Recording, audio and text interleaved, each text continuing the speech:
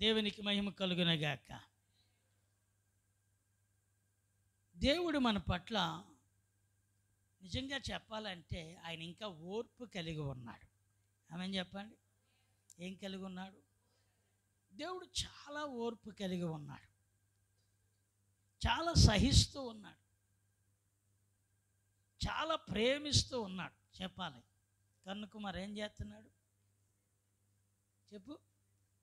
ఇంకా ఓర్పు కలిగి ఇంకా సహిస్తూ ఉన్నాడు. దేవునికి స్తోత్రం.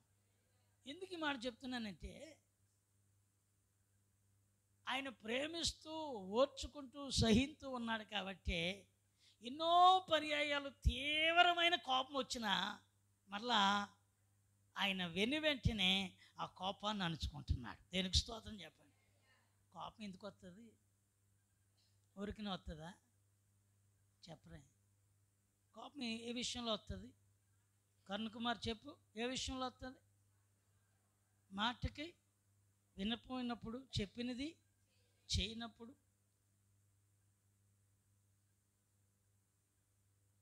దానిని పూర్తిగా తిరుగుబాటు చేసినప్పుడు ఏమవుతుంది? నేను అంటాను, ఈ సంవత్సరంలో ఎన్ని తిరుగుబాట్లు చేసామో. నువ్వే, నేనే, మనమే. స్తోత్రం, హల్లెలూయా. ఎన్ని తిరుగుబాట్లు చేసి ఉంటాము. అయినా దేవుడు మనల్ని చాలా కృపతో జ్ఞాపకం చేసుకుంటూ కరుణిస్తున్నాడు. స్తోత్రం.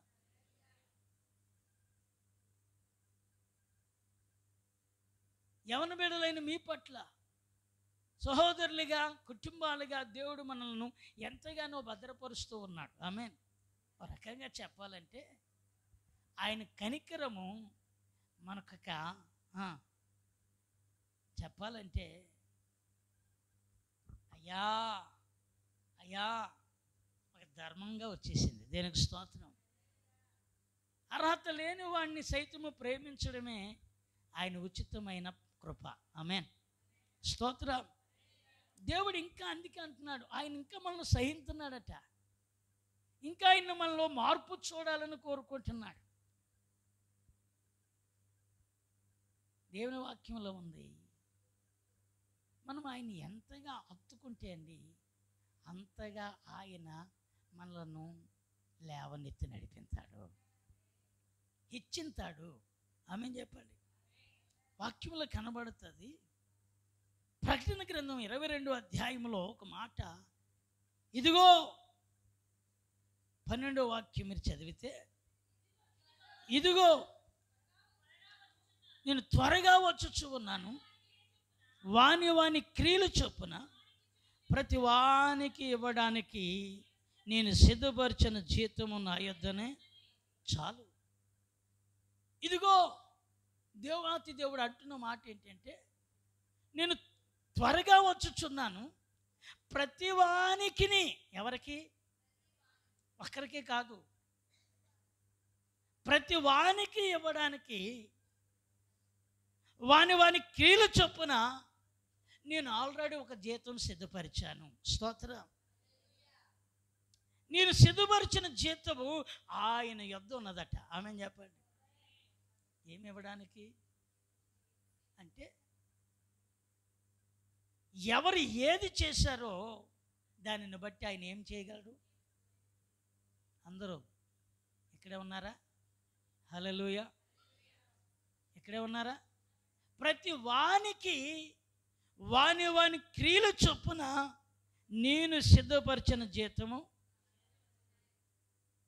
దేవుడు ఆయన మనల్ని ఎందుకు ఒకవేళ ఇంకా అవకాశం ఇచ్చాడంటే, నీ క్రియలు ఇప్పుడన్నా దిద్దుకుంటే మంచి వాటిని ఇవ్వడానికి. స్తోత్రం. ఏం చేసుకుంటే? ఒకవేళ దిద్దుకుంటే, ఇప్పటికైనా మార్పు చెందితే. ఆమేన్. ఒకవేళ నేను అనుకుంటాను ఈ 2024వ సంవత్సరము మనకి ఒక గ్రేస్ పీరియడ్ ఏమో. ఆమేన్. ఆ రకంగా చెప్పాలంటే మరొక ఆపర్చునిటీ, అవకాశం దేవుడు ఇచ్చాడు. ఆమేన్. మనకంటే ముందుగా వెళ్ళిపోయిన వాళ్ళు ఈ 2024లో రీలరా సహోదరి దీనమ్మ గారు, అలాగే పరంజ్యోతమ్మ గారు. అక్కడికి మొన్న నెలలో మరియమ్మ గారు వృద్ధాప్య దశ పూర్తిగా.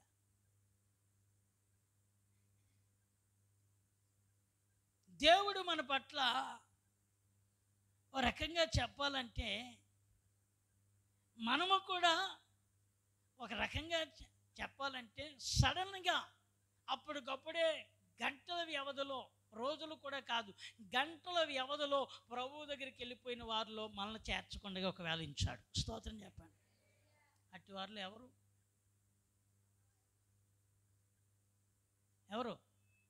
పరంజ్యోతమ్మ గారు. ఎవరి దగ్గరికి వెళ్ళిపోయారు చెప్పరేమండి?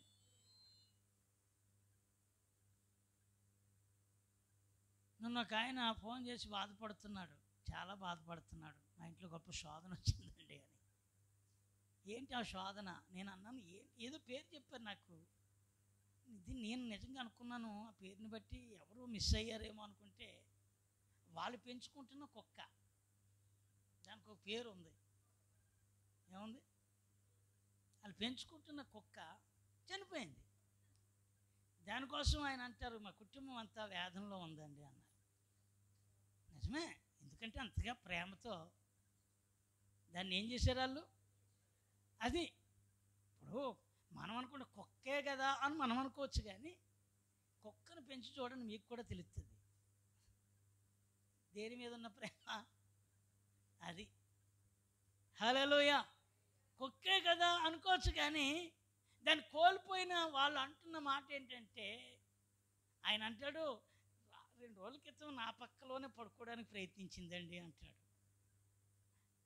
నేను డ్యూటీకి వెళ్ళానండి, విజయనగరం ఎక్కడికో అన్నారు ఆయన. డ్యూటీకి వెళ్ళి రావడం లేట్ అయిందండి, డ్యూటీకి వెళ్ళిన తర్వాత ఇలా జరిగింది అంటే. నేను ఎందుకు అంటున్నా అంటే, సో ఒక ఇంట్లో పెంచుకుంటున్న పెంపుడు జంతువే అంత ప్రేమను చూపేటట్లుగా మారిపోతే నిజంగా మనుషులను కోల్పోయినప్పుడు మనం ఎంత బాధపడుతున్నామో.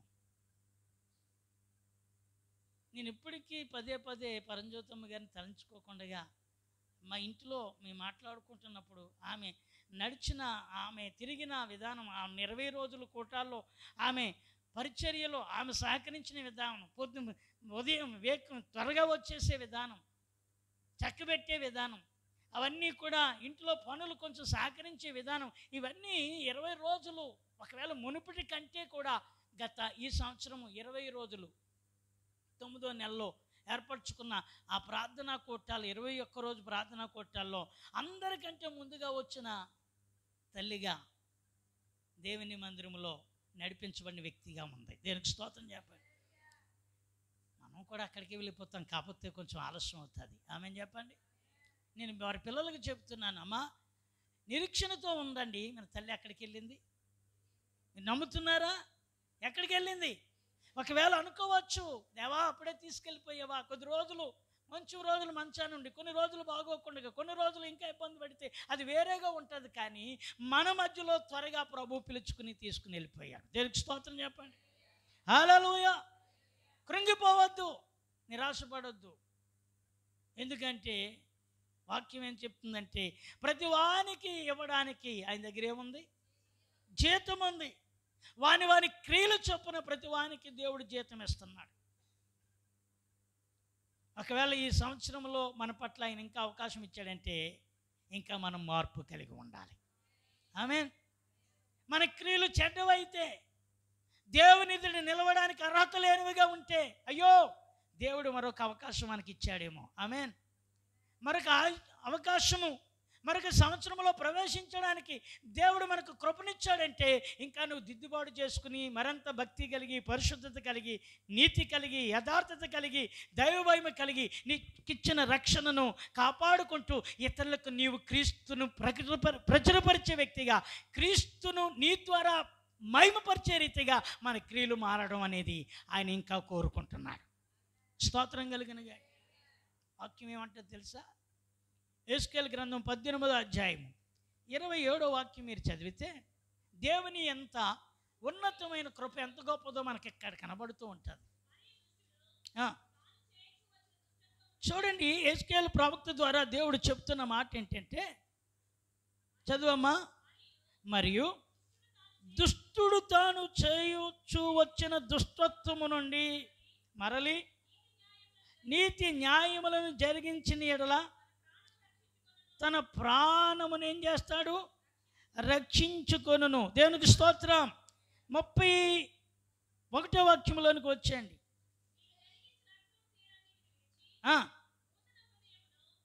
అమ్మా ఎంత? అదే అధ్యాయంలో చదవండి. విడిచి నూతన హృదయమును నూతన బుద్ధియు తెచ్చుకొనుడి. ఇశ్రాయేలీయులారా, మీరెందుకు మరణము నొందుతారు? ఇదిగో ఇదే ప్రభువు యెహోవా వాక్కు. ఇంకా కిందకు వచ్చేయండి.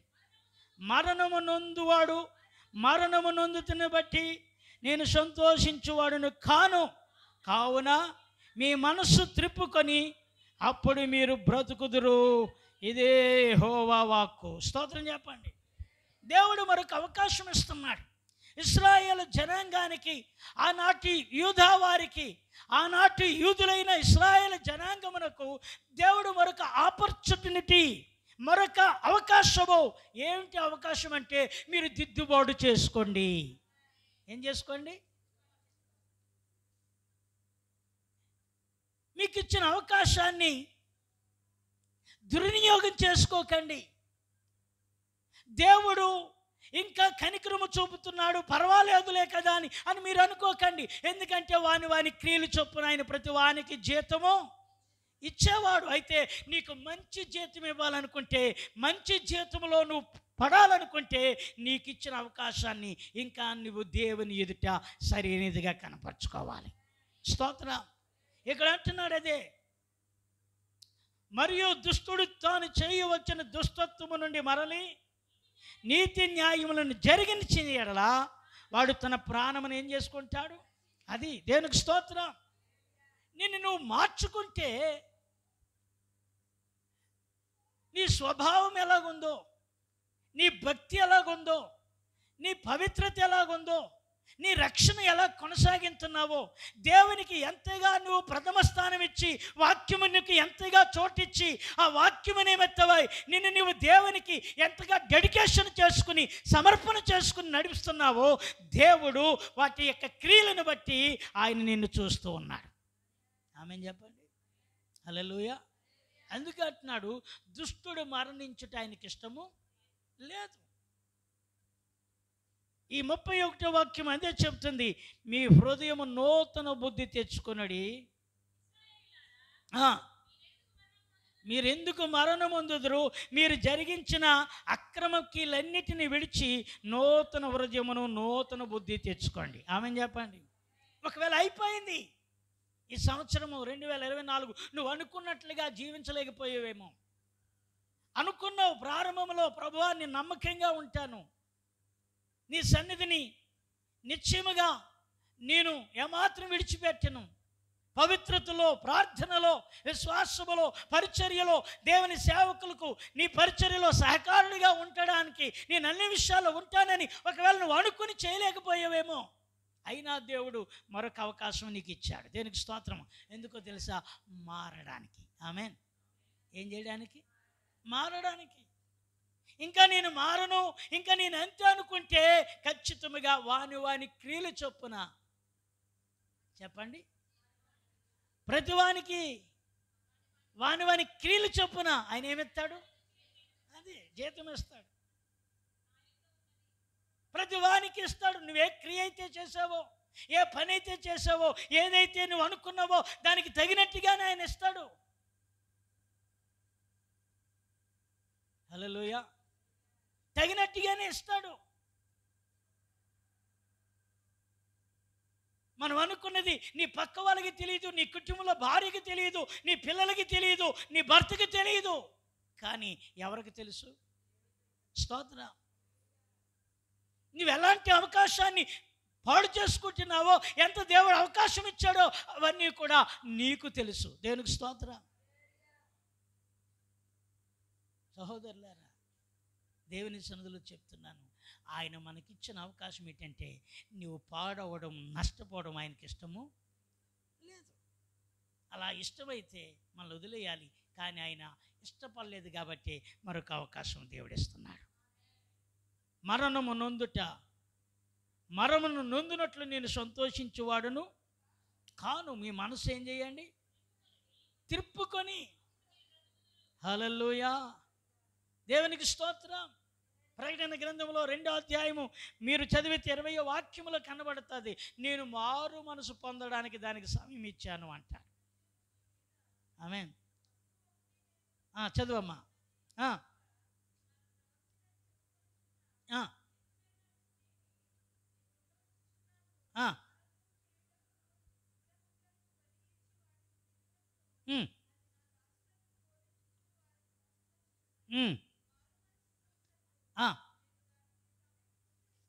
కానీ చాలమ్మా, దేవునికి స్తోత్రం. దేవుడు ఏమి ఇచ్చానంటున్నాడు అక్కడ? ఏమి ఇచ్చాడట అంటే ఆయన ఊరికనే గద్దించలేదు, ఊరికనే శిక్షణ ఇవ్వలేదు, ఊరికనే జడ్జిమెంట్ ఇచ్చేయలేదు. నేనేమి ఇచ్చాను అంటే సమయం. ఈరోజు నేను కూడా అంటున్నాను, దేవుడు ఒకవేళ మనకు ఒక సమయం ఇచ్చాడు. స్తోత్రం. ఏం పొందడానికి? హలో చెప్పరే తమ్ముళ్ళు, ఏం పొందడానికి? మారు మనసు పొందడానికి. తమ్ముళ్ళతో అంటున్నాను, శనివారం ప్రార్థనకి రండి అంటే రాత్రి వచ్చారు ఒక 4, 5. స్తోత్రం. నిహమ్య గారు, రాజేష్, నావోహో, సామ్యలు, ఇంకెవరు వచ్చారు? సిమోన్ గారు, ఇంకెవరు? శ్రీని గారు. దేవునికి స్తోత్రం చెప్పండి. హల్లెలూయా. అంటే దేవుడు ఇచ్చిన ఎన్ని రోజులైనా అన్నీ నీయేనా? నీ పనే, నీ లోకమే, నీ వ్యాపారమే, నీదే. ఇంతేనా? సామర్థ్య ధనవంతుడు చెప్పినట్టు ప్రాణమా తిను, తాగు, సుఖించు అన్నట్టుగా ఇదే పనా? ముక్కు మూసుకుని ఆదివారం ఏదో మొక్కుబడికొస్తున్నారా? నో. ఇకనైనా మారు. దేవునికి స్తోత్రం. ఇకనైనా దేవుడు ఒక అవకాశం ఇచ్చాడేమో. ఇకనైనా దేవుడు ఒక ఆపర్చునిటీ, మరొక దేవుడి కనికరము, దేవుని కృప, దేవుని జాలి మనపై గ్రేస్ పీరియడ్గా వస్తుందేమో. దేవునికి స్తోత్రం. హల్లెలూయా. ఎంతమంది యాక్సిడెంట్లో, ప్రమాదాల్లో గురవ్వలేదు? ఎంతమంది ప్రయాణాల్లో బల్లి మీద వెళ్తూ అపాయాలకు గురవ్వలేదు? ఎంతమంది పండగలకి, పబ్బాలకి, లేకపోతే కార్యక్రమాలకి వెళ్ళి ఎంతమంది అతులవ్వలేదు? సహోదరులారా, మన గొప్పతనము కాదు కానీ ఇంకా ఆయన కనికరం మన మీద ఉంది. స్తోత్రం. ఇంత అవకాశం ఇస్తే ఎక్కడ కనబడం? కరుణ్ కుమార్ గారు ఎక్కడ కనబడం? చెప్పు. భారతదేశం పొందేవా? నువ్వు పొందేవు కదా? మారు మనసు ఉందా? నేను ఎందుకు అడిగానంటే మేనల్లుడు. దేవునికి స్తోత్రం కలుగునుగా. అదే మిమ్మల్ని అడిగితే అమ్మ ఎంత కోపం వచ్చేస్తుందో. ఏంటి నేను బాప్తిసం పొందకుండానే వస్తున్నాను మందిరానికి? పాతగారు కళ్ళు కాపలేదు, ప్రభు వాళ్ళు ఎత్తున్నాడు. బయటికి వెళ్ళక సంగతి చెప్తాను. హల్లెలూయా. దేవుడు ఎంత అవకాశం ఇస్తున్నాడు. ఎన్ని శనివారాలు వచ్చావు? నువ్వేనా ఉద్యోగం చేస్తున్నావా? ఉద్యోగస్తుడు అనుకో. ఉద్యోగస్తుడు అంటే అర్థం ఏంటంటే మనం ఎవరి దగ్గర పని చేస్తున్నాం అనుకో, వాళ్ళు అనుమతి ఇవ్వాలి. ఎవరు ఇవ్వాలి? వాళ్ళు అనుమతి ఇస్తే ఆ టైం మనకు కుదురుతుంది. వాళ్ళు అనుమతి ఇవ్వలేదు అనుకోండి, అది తప్పు కాదు. యజమానుడు కదా, ఒక పని చేతి కింద పని చేస్తున్నాం కదా, అతని యొక్క ఆధీనంలో మనం జీవనోధారం పొందుతున్నాం కదా, అందుకని అతనికి నమ్మకంగా పని చేయాలి. కనుక అక్కడ మనం తప్పించుకోవడానికి ఆ టైంని బట్టి మనం అక్కడి నుంచి రావడానికి వీల్లేదు. నేను అంటాను, మీ సొంత వ్యాపారాలు, మీ సొంత పనులు దేవుడు మీకు ఇచ్చి మిమ్మల్ని ఎవరి దగ్గర దాసునిగా చేయకుండా మిమ్మల్ని యజమానులుగా చేసేసాడు. స్తోత్రం చెప్పండి. హల్లెలూయా. అలాంటిది ఒక గంట పని దేవుని సన్నిధి కోసం నీ షాపును నువ్వేం చేయాలి చెప్పండి తమ్ముళ్ళు? మీరే ఏం చేయాలి? కట్టుకుని రావాలి. అలా కట్టుకోవడం వల్ల ఏంటో తెలుసా? దేవుని యొక్క దీవెన ఆపత్కాలములో నీవు మొర్రపెట్టగా ఆయన ఉత్తరం ఇచ్చేస్తాడు. స్తోత్రం చెప్పండి. ఆయన నిన్ను వర్ధిల్ల చేస్తాడు.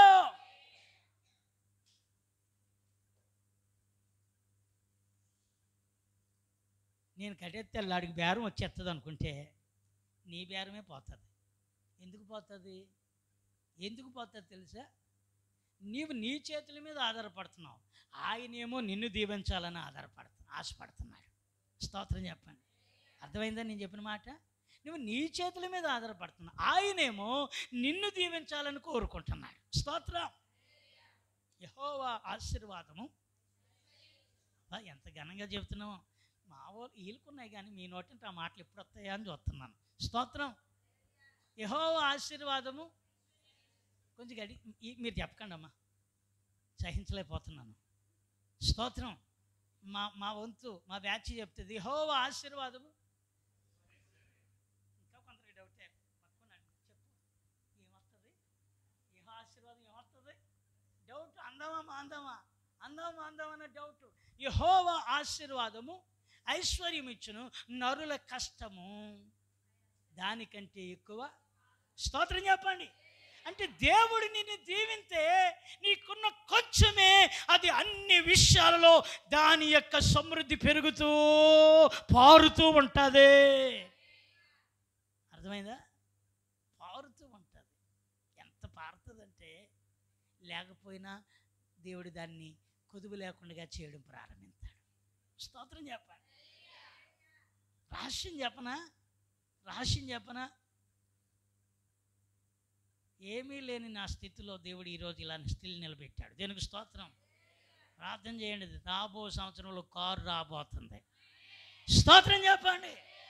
దేవుడు ఇవ్వబోతున్నాడు. తన పిల్లలకి ఆయన ఇవ్వకుండా దేనిని మానడు. ఆమె చెప్పండి. కార్యం చేస్తాడు. అవసరమైతే ఆయన ఇస్తాడు. ఎందుకోసం? ఆయన మహిమ కోసం ఇస్తాడు. ఆమె చెప్పండి. హల్లెలూయా. నేను ఎందుకు ఈ మాట చెప్తున్నానంటే మనం స్టిల్ దేవుని యొక్క సన్నిధిలో ఉంటే చాలు. ఆయన ఇచ్చేది అది అలాగ పారుతూ ఉంటుంది, ఆగిపోదు. జలల గల నీటి ఓట అది. ఆమె చెప్పండి. మా వాళ్ళు చెప్పాలి. జలల గల. సామెలు చెప్పు, పక్కలతో చెప్పు. దేవుడు జలల గల నీటి ఓటని నీకు తెరిచాడని చెప్పండి. ఒకరికొకరు చెప్పండి. భయమా? పక్కలతో చెప్పండి అమ్మా, చెప్పండి అయ్యా. దేవుని మాట మీ నోటితో ఆశీర్వాదాన్ని పలకండి. నీ కొదువేంటో నీకు తెలియ. దేవుని సన్నిధిలో నీకున్న కొదువేంటో ఆయన రాబోతున్న సంవత్సరంలో నా కొదువులన్నీ తీర్చి నిన్ను సమృద్ధిగా చేయబోతున్నాడు. తీరుతాడా? జరుగుతుందా? నీ అవిశ్వాసమే సాతాను కూడా వచ్చి ఇంకెక్కడికి వెళ్తావా, కూర్చో, నేను నీ పక్కలో కూర్చున్నాను, కూర్చో. ఇంక నీ నోటితో పలకనివ్వడు, నిన్ను ముందుకి జరగనివ్వడు. ఇంకంతే. కనీసం విశ్వాసంతో పలకండి.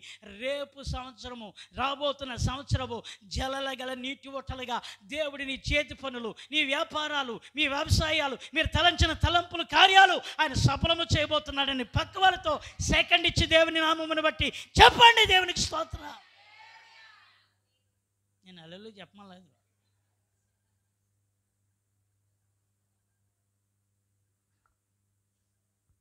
హల్లెలూయా.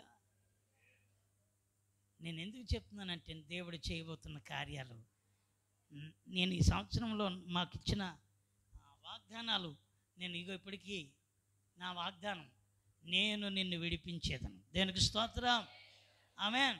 ఏం చేశాడు ఆయన? నేను విడిపించాడు అంటే దీని అర్థం ఎన్ని ఉన్నాయి తెలుసా? వేదనలో, దుఃఖములో, ఇరుకులలో, ఇబ్బందులు, ఆర్థిక సమస్యల్లో, కొరతలలో, నిందలలో, ఒకవేళ అనారోగ్యాల్లో నేను నిన్ను విడిపించేదను. దేనికి స్తోత్రం. ఒకటే కాదు, నీ కుటుంబంలో ఉన్న పరిస్థితుల్లో అన్నింటిలో నుండి కూడా నేను నిన్ను విడిపించేదను. స్తోత్రం. నా పట్ల దేవుడు జరిగించాడు. ఆమేన్ చెప్పండి. హల్లెలూయా, హల్లెలూయా. ఇదిగో మా చిన్నదాని పట్ల దేవుడిచ్చిన వాగ్దానం, ఆయన యందు మీరు ముద్రించబడి ఉన్నారు. స్తోత్రం చెప్పండి. ఎవరి యందు ముద్రించబడ్డాం? ఆయన యందు మనం ముద్రించబడితే ఆయనే మన పక్షముగా శత్రువులను అణగదొక్కేస్తాడు. ఆయనే నీ ముందు రహదారిని తెరువు చేస్తాడు. ఆయనే నీ ముందున్న పర్వతములను సదును భూమిగా ఆయన మార్చేస్తాడు. స్తోత్రం చెప్పండి. హల్లెలూయా, హల్లెలూయా. ఇంకా ఇంకా ఇంకా ఇదిగో పాస్టర్ గారికి ఇచ్చిన వాగ్దానం, నీవు నిత్యముగా సంతోషించాలి. స్తోత్రం. ఏం చేస్తాను? నిన్ను నిశ్చయముగా, నిన్ను ఏడవనివ్వను, నిన్ను కృంగనివ్వను, నిన్ను చింతించనివ్వను. నేనేం చేస్తాను? సంతోషింపచేసేదను. దేనికి స్తోత్రం. హల్లెలూయా, హల్లెలూయా. నజరేతు సంఘానికి దేవుడిచ్చిన వాగ్దానం ఏంటో తెలుసా? మీరు ఒకవేళ నీతి నిమిత్తము శ్రమ పడినను భయపడకుడి, కలవరపడకుడి. దేవునికి స్తోత్రం. సంఘం పట్ల దేవుడిచ్చిన వాగ్దానం. నీతి నిమిత్తము కొన్నిసార్లు శ్రమలు ఎదురవుతున్నాయేమో, ఇబ్బందులు ఎదురవుతున్నాయేమో, అవమానములు ఎదురవుతున్నాయేమో, ఆయనను భయపడకుడి, కలవర. దేవునికి స్తోత్రం. పాస్టర్ గారు 4 వాగ్దానాలు తీశారు, మరి ఇంకొక అది మంద కాదు, వాళ్ళది. ఒక ఇంటికి పంపించాం కదా, స్తోత్రం చెప్పండి. ఎవరికి? ఒక ఇంటికి మనం పంపించాం కదా, ఇంకా ఆ భారం కూడా మన భారం అనుకుంటే ఎలాగా? హల్లెలూయా. పెళ్ళైన తర్వాత పాపకి పెళ్ళైన తర్వాత అత్తమాట అమ్మాయికి ఫోన్ చేయకూడదట. ఎవరికి? అత్తమాట ఎవరికి చేయకూడదు? ఫోన్ చేయకూడదట. ఫోన్ చేసి అత్తమాట రోజు రోజుకి చేస్తే ఇక పరిస్థితులు మరొకలాగా ఉండకుండా ఉండాలంటే ఏ 10 రోజులకో, వారానికో, 5 రోజులకో అంతే. అది కూడా ఎక్కువ కాదు. అలో అంటే అలో. దేవునికి స్తోత్రం చెప్పండి. హల్లెలూయా. ప్రియులారా, ఎందుకు ఈ మాట చెప్తున్నానంటే లేఖనంలో ఉన్నది ఆయన మన పట్ల నెరవేర్చేవాడు. స్తోత్రం కలిగిన గాక. నేను ముగించబోతున్నాను, సమయం అవుతుంది కనుక. ఇదిగో నేను దానికి మారు మనసు పొందడానికి ఏమిచ్చాను? సమయం ఇచ్చాడు. ఆ సమయం ఒకవేళ దేవుడు మనకిచ్చింది అందుకేనేమో. ఆమేన్. కన్నుకు మరి అందుకేనేమో. అక్కనైనా దేవుని కోసం నేను అంటాను, నీ దీవెన నీ చేతిలో లేదు. ఎవరి చేతిలో ఉంది? నీవు ఆయన చేతిలోకి వెళ్ళు, ఆయన మిమ్మల్ని గొప్ప చేస్తాడు. అందరికీ చెప్తున్నాను తమ్ముళ్ళు, దేవుని చేతిలో మీరు ఉండండి. దేవునికి ప్రాధాన్యత, దేవుని యొక్క సన్నిధిలో మోకరించి ప్రభు దగ్గర మొరపెట్టండి. దేవా, ఈ కొంచెము చిన్న పని నీవు నన్ను ఎంతవరకు నడిపించిన, నీవు ఇంకా నా పిల్లలు ఎదుగుతున్నారు, భవిష్యత్తులో వారికి చదువులకు చాలా ధనం అవసరం, భవిష్యత్తులో వారికి చాలా అవసరాలు ఉన్నాయి. ఇవన్నీ ఈ చిన్న పనిలో దేవా నా వల్ల కాదయ్యా, నీవు నన్ను దీవించు. దేవునికి స్తోత్రం. నీవు నన్ను ఏం చేయి?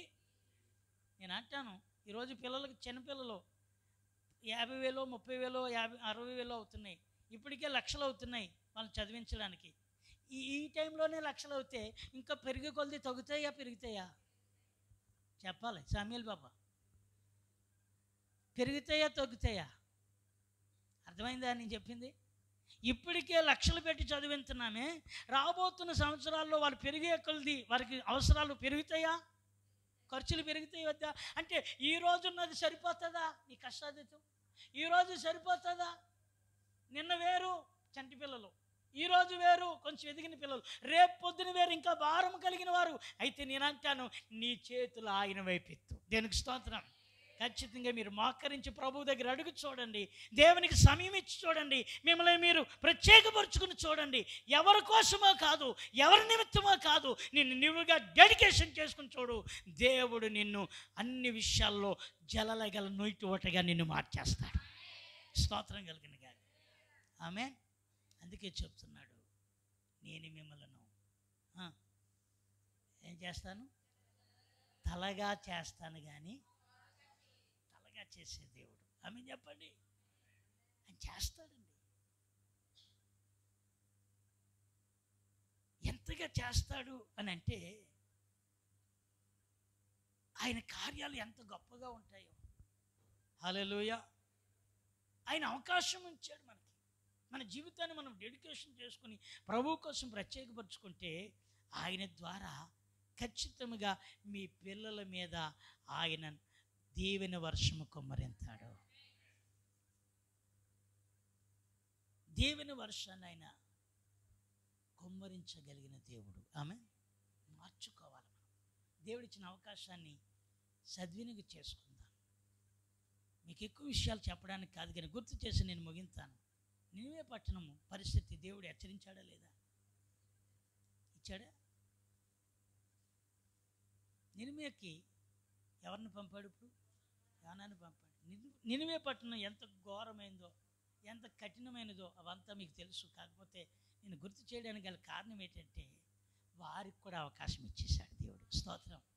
ఏం చేశాడు? వారికి అవకాశం ఇచ్చాడు. ఎన్ని రోజులు అవకాశం? 2 రోజులు. నినివే పట్టణమును యోనా వెళ్ళి ఏం చేశాడు? ప్రకటన చేశాడు. నినివే పట్టణం నాశనం అయిపోతుంది, మీరు దేవుని వైపుకి తిరగండి అని ఎప్పుడైతే యానా వెళ్ళి ప్రకటన చేశాడో, నినివే పట్టణస్తులందరూ కూడా ఎవరి పాదాల దగ్గరికి వచ్చేసారు? దేవునికి స్తోత్రం. అంటే దేవుడు శిక్షను వెంటనే పంపించేశాడా? మారడానికి ఏమిచ్చాడు? మారిన తర్వాత శిక్ష ఉంచాడు, తీసేసాడా? చెప్పండి. మారితే మనకు కూడా దేవుడు అదే అవకాశం ఇస్తాడు. దేనికి స్తోత్రం. మారితే నినివే పట్టణాన్ని ప్రేమించేశాడు మరలా ఆయన. ఆమేన్. కుమ్మరించేస్తానని, అగ్నివర్షం పంపించేస్తాను, బూడిదలే మొలకలతో సైతము, వేళ్లతో సైతం తీసేస్తానన్న దేవుడు నినివే పట్టణానికి ఏ ప్రళయం, ఏ ఉపద్రవం, ఏ కీడు రాకుండా యానాతో అంటున్నాడు, యానా ఎందుకు అలాగ ఉన్నావు? నినివే పట్టణం కాలిపోతుంది అన్నావు కదా, అగ్గి రాలేదు, ఏమీ చేయలేదు కదా, నువ్వు ఎలాంటోడు వేటి అంటున్నాడు. యానాకు దేవుడు జ్ఞానోదయం కలిగించాడు. సొరసెట్టుని పుట్టించి ఆ తగులుతున్న ఎండ, ఆ నెత్తి మీద పడుతున్న ఆ వేడిని ఆ ఆకులు చల్లార్చినట్లుగా, ఆ నీడ కప్పినట్లుగా అది కలిగి మరలా వెనువెంటనే ఆ పురుగు వచ్చి ఆ వేర్లు కొరికిన తర్వాత ఆ పాదు ఎండిపోయింది. ఆ ఎండ మరలా తన ముఖానికి ఆ సూర్యరశ్మి తగులుతుంటే ఆ ఉష్ణానికి వేడికి తట్టుకోలేక అయ్యయ్యో పాదు అనవసరంగా చచ్చిపోయిందని బాధపడుతున్నాడు. యానాతో అన్నాడు, నువ్వు విత్తనం వేసావా, నీళ్లు పోసావా, నువ్వేమన్నా దానికి ఏమన్నా పాదు పెట్టాడని ప్రయాసపడ్డావంటే లేదయ్యా, దానికి అదే వచ్చిందేమో నాకు తెలియదు అంటాడు. నువ్వు చేయని దానికే నువ్వు ఇంత బాధపడితే ఆ ప్రజలు కుడి ఎడమన ఎరగిన జనం. దేనికి స్తోత్రం. నేను వారి పట్ల కనికరం చూపక మానతానా? హల్లెలూయా, హల్లెలూయా, హల్లెలూయా. దేవుడు అవకాశం ఇస్తున్నాడు. ఒకవేళ 24వ సంవత్సరం తొలగిపోతుంది. దేవుడిచ్చిన అవకాశాన్ని రాబోతున్న సంవత్సరం మనం సద్వినియోగపరచుకుందాం. దేవునికి స్తోత్రం. హల్లెలూయా, హల్లెలూయా. హోషేయ గ్రంథం 14:1 అంటాడు కదా, ఆయన తట్టుకు ఏం చేయండి? మీరు తిరగండి. యాకోబు యందు ఏం పడిను? జాలిపడిను. వారిని నేను స్వదేశములో నివసింపచేసేదను.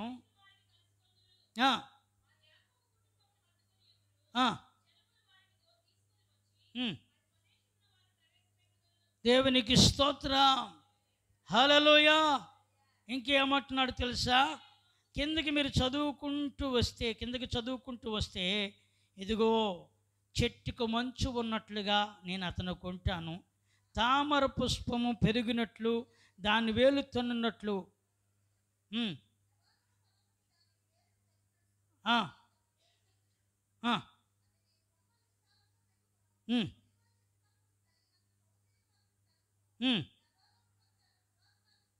దేవునికి స్తోత్రం. హల్లెలూయా, హల్లెలూయా. ఇక్కడ అంటున్నాడు, మీరు ఆయన మరలా మనకు సౌందర్యాన్ని ఇవ్వబోతున్నాను అంటున్నాడు. స్తోత్రం. హల్లెలూయా. ఇదిగో మనస్ఫూర్తిగా నేను వారితో ఏం చేస్తాను? 4వ వాక్యం, మనస్ఫూర్తిగా వారిని నేనేం చేస్తాను? స్నేహితును. మనస్ఫూర్తిగా ఆయన స్నేహితాడట. అంటే నువ్వు మారితే, నువ్వు దిద్దుకుంటే, నువ్వు సరిచేసుకుంటే, దేవుడిచ్చిన అవకాశాన్ని మరలా నువ్వు వినియోగపరుచుకుంటే ఆయన నీతో స్నేహం చేయబోతున్నాడు. స్తోత్రం. హల్లెలూయా.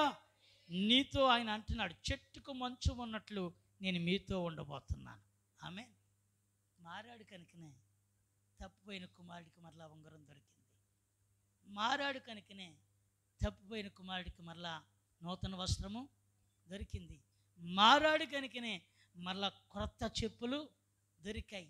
మారాడు కనుకనే మరలా ఆ ఇంటిలో విందు జరిగింది. దేనికి స్తోత్రం చెప్పండి. అవునా కాదా? చెప్పండి. తప్పిపోయిన కుమారుడు చరిత్ర తెలుసు కదా. మారినప్పుడు దొరికిందా, మారనప్పుడా? చెప్పాలి. మారాడు కనుకనే నా తండ్రి ఇంటి దగ్గరికి అనేకులకు ఏం దొరుకుతుంది? కూలువానికి ఆహారము దొరుకుతుంది. నేనైతే ఆకలితో చచ్చిపోతున్నాను.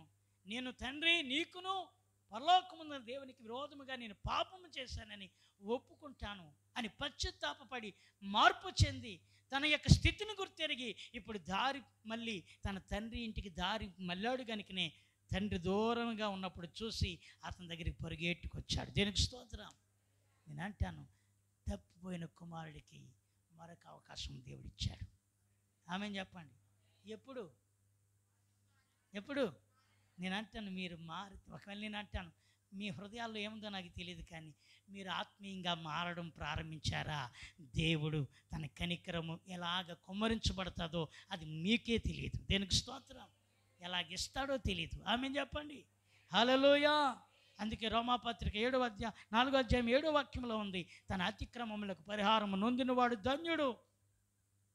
చదవండి ఆ మాట, చదవండి నేను ముగించున్నాను. 4:7 రోమాపత్రిక 4:7. ఎలా అనగా తన అతిక్రమములకు పరిహారము నొందినవాడు, తన పాపమునకు ప్రాయశ్చిత్తము నొందినవాడు ధన్యుడు. దేవునికి స్తోత్రం చెప్పండి. ఎలా అనగా తన పాపమునకు, అదిగో తేటగా చెబుతున్నాడు, తన అతిక్రమములకు పరిహారము నొందివాడు, తన పాపములకు పశ్చాత్తాపం నొందినవాడు ధన్యుడు. నువ్వు మారితే దేవుడు నిన్ను ధన్యుడిగా చూడబోతున్నాడు.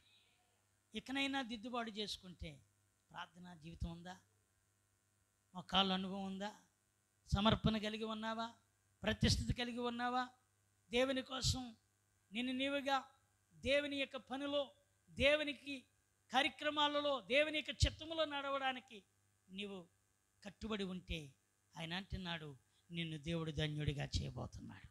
దేవునికి స్తోత్రం. హల్లెలూయా. గలతీ పత్రికలు అంటాడు, చదవద్దు, వాక్యం మీకు గుర్తు చేస్తున్నాను, మోసపోకుడి, దేవుడు వెక్కిరింపబడు.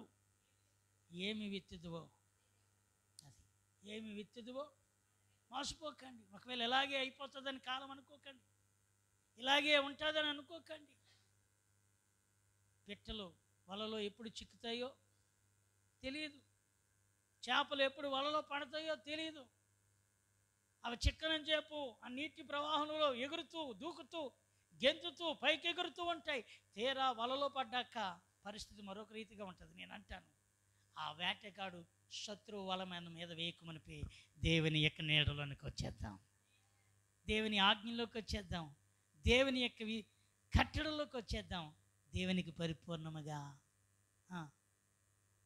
మనము లోపడదాం.